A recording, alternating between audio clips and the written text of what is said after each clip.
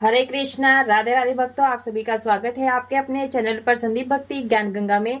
भक्तों, आज की इस वीडियो में हम जानने वाले हैं माँ अन्नपूर्णा की व्रत कथा या कहानी। यदि भक्तों आपने पूरे 21 दिवसीय या 16 दिवसीय या 17 दिवसीय व्रत किया है तो आप कथा पहले से ही सुनते आ रहे होंगे, लेकिन जो मार्गशीर्ष की पूर्णिमा है उस दिन पूर्णिमा जो है अन्नपूर्णा जयंती मनाई जाती है। उस दिन हमें माता रानी की जो है कथा अवश्य रूप से सुननी चाहिए। तो देखिए, कथा सुनने के लिए जैसे आपने ये पूजन किया है, यदि आपने सुबह सुबह पूजन किया है तब भी आपको कथा सुननी है, यदि आपने शाम के समय पूजन किया है तो भी आपको कथा सुननी है।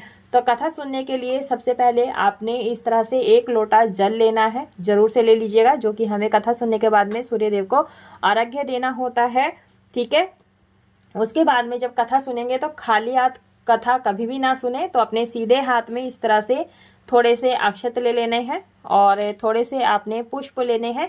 उसके बाद में हम कथा का श्रवण करेंगे, तो ध्यान पूर्वक से कथा सुनिएगा। यदि कथा की वीडियो आपको पसंद आती है तो वीडियो को लाइक शेयर सब्सक्राइब जरूर से कर लीजिएगा और कमेंट बॉक्स में जय माता अन्नपूर्णा की अवश्य लिखिएगा।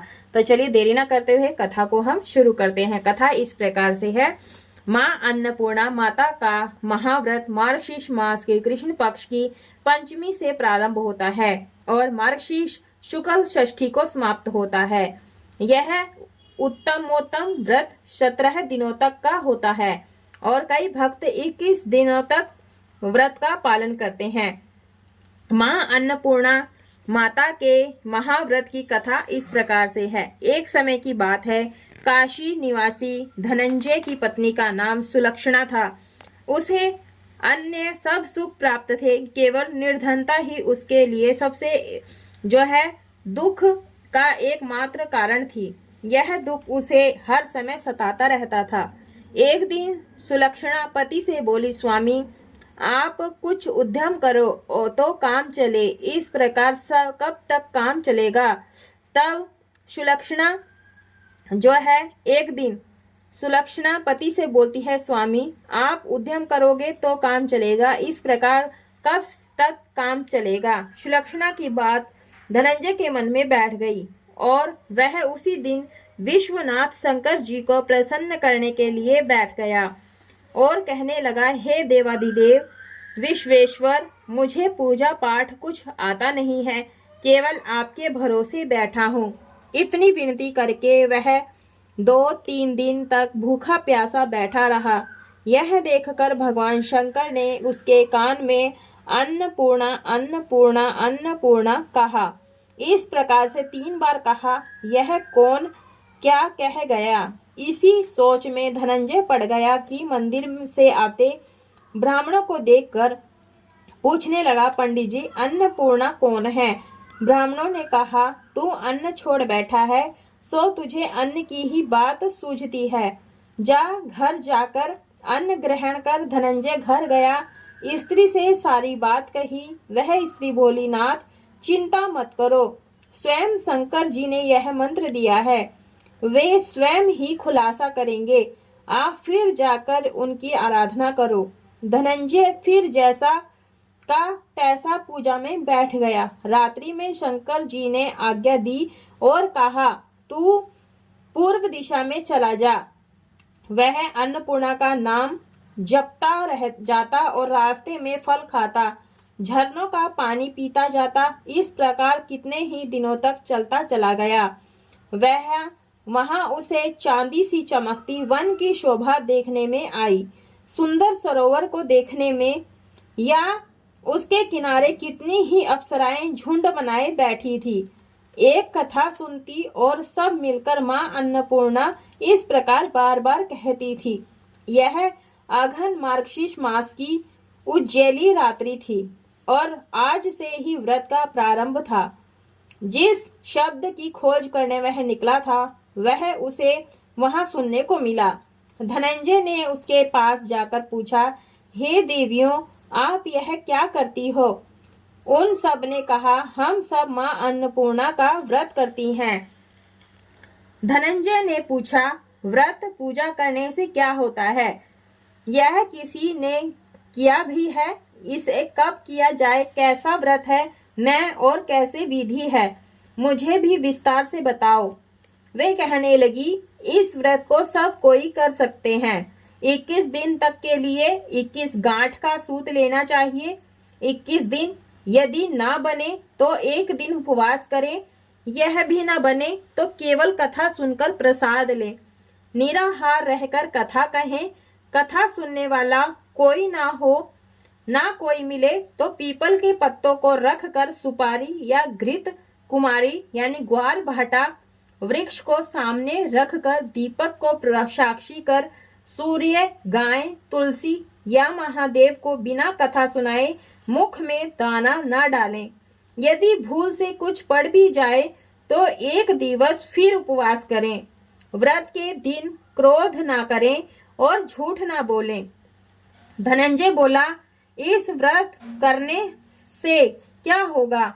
वे कहने लगी, इसके करने से अंधों को नेत्र मिले, लूलों को हाथ मिले, निर्धन के घर धन धान्य से भर गए और बांझन को जो संतान मिले, मूर्ख को विद्या आए। जो जिस कामना से व्रत करे माँ उसकी इच्छा पूरी करती हैं। वह कहने लगा, बहनों, मेरे पास भी धन नहीं है, विद्या नहीं है, कुछ भी तो नहीं है। मैं तो दुखिया ब्राह्मण हूँ। मुझे इस व्रत का सूत दोगी? हाँ भाई, तेरा कल्याण हो, हम तुम्हें अवश्य देंगी। ले इस व्रत का मंगल सूत ले। धनंजय ने व्रत किया। व्रत पूरा हुआ। तभी सरोवर में से 21 खंड की स्वर्ण सीढ़ी हीरा मोती जड़ी हुई प्रकट हुई। धनंजय जय अन्नपूर्णा कहता जाता था। इस प्रकार कितनी ही सीढ़ियां उतर गया तो क्या देखता है कि करोड़ों सूर्यों से प्रकाशमान अन्नपूर्णा का मंदिर है। उसके सामने स्वर्ण सिंहासन पर माता अन्नपूर्णा विराजमान है। सामने भिक्षा हेतु शंकर भगवान खड़े हैं। देवगणाएं चवर डुलाती हैं। कितनी ही हथियार बांधे पहरा देती हैं। धनंजय दौड़कर जगदम्बा के चरणों में गिर गया। देवी उसके मन का कलेश जान गई। धनंजय कहने लगा, माता, आप तो अंतर्यामिनी हो, आपको अपनी दशा क्या बताऊं? माता बोली, मेरा व्रत किया है, जा, संसार तेरा सत्कार करेगा। माता ने धनंजय की जीवा पर बीज मंत्र लिख दिया। अब तो उसके रोम रोम में विद्या प्रकट हो गई। इतने में क्या देखता है कि वह काशी विश्वनाथ के मंदिर में खड़ा है। माँ का वरदान ले धनंजय घर आया। सुलक्षणा से सब बात कही। माता जी की कृपा से उसके घर में संपत्ति उमड़ने लगी। छोटा सा घर बहुत बड़ा गिना जाने लगा। जैसे शहद के छत्ते में मक्खियां जमा होती हैं, उसी प्रकार अनेक सगे संबंधी आकर उसकी बड़ाई करने लगे।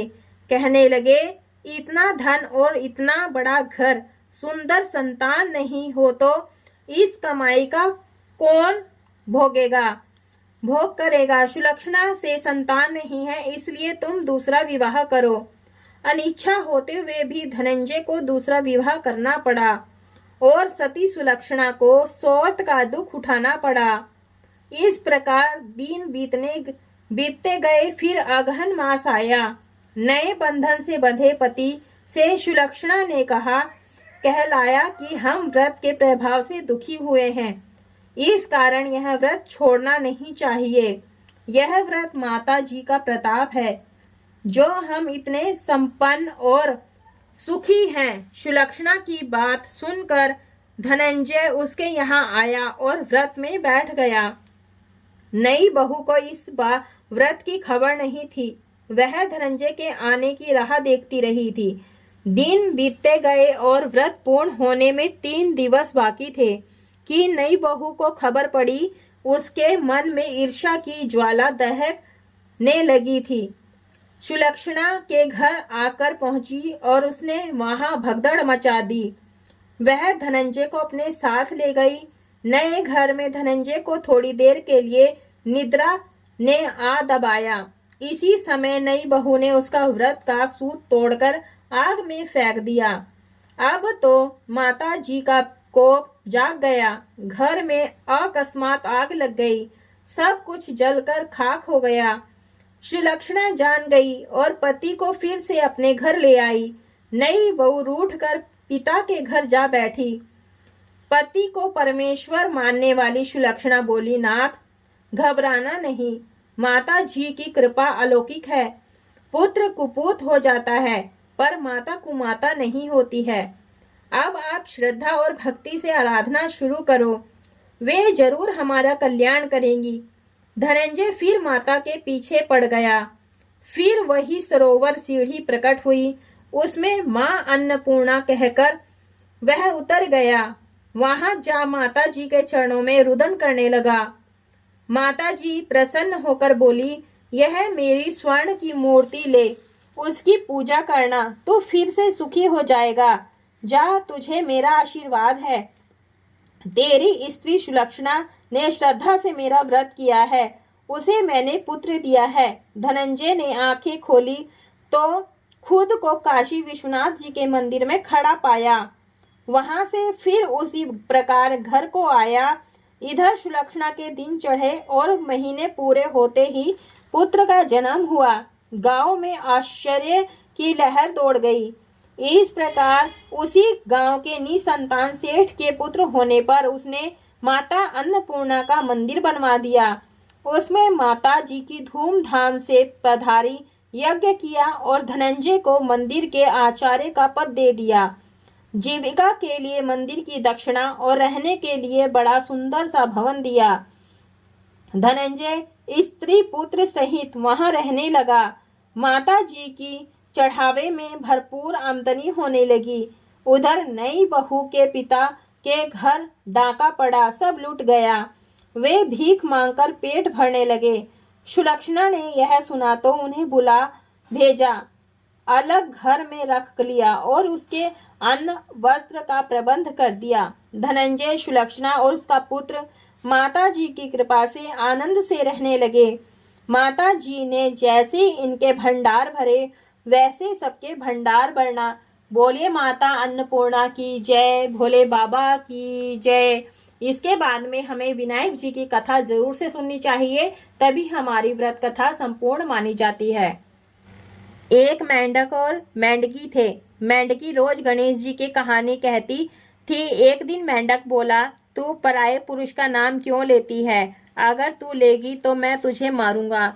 राजा की दासी आई तो पतीले में डालकर अंगीठी पर चढ़ा दिया। जब दोनों सिकने लगे तो मेंढक बोला, मेंढकी बहुत कष्ट हो रहा है, तू गणेश जी को याद कर, नहीं तो हम दोनों मर जाएंगे और जल जाएंगे। तब मेंढकी ने 7 बार विंदायक जी कहा। तभी 2 सांड वहां लड़ते हुए आए और पानी के पतीले को गिरा दिया। मेंढक और मेंढकी तालाब में चले गए। हे विनायक जी, जैसे मेंढक मेंढकी का कष्ट दूर किया, वैसी सबकी कष्ट दूर करना। बोलिए गणेश महाराज की जय। तो इस तरह से हमारी गणेश जी की कहानी संपूर्ण होती है। कथा संपूर्ण हो जाने के बाद में अक्षत और पुष्प आप थोड़ा सा जल के लोटे में डाल दीजिएगा और थोड़े से अक्षत पुष्प भगवान के चरणों में, माता रानी के चरणों में छोड़ दीजिएगा।